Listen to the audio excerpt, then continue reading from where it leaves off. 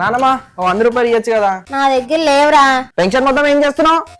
నా మందులకి, నా హాస్పిటల్ కి. నన్ను ఎవరు చూసుకుంటారు చెప్పు? నిజమేనా? మీ అమ్మ వచ్చాక మీ నాన్న మారిపోయాడు. మా ఆయన పోయాక నన్ను చూసుకునే నాదుడే లేకుండా పోయాడు.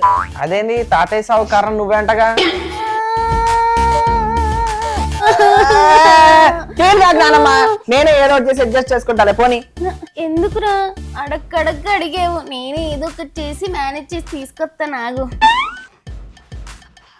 మా నాన్నమ్మ ఇంత మంచిదా? మా మమ్మీ ఏంది ఒక విలన్ కి ఇచ్చి ఎలివేషన్ ఇస్తుంది అప్పుడు మా నాన్నమ్మ గురించి.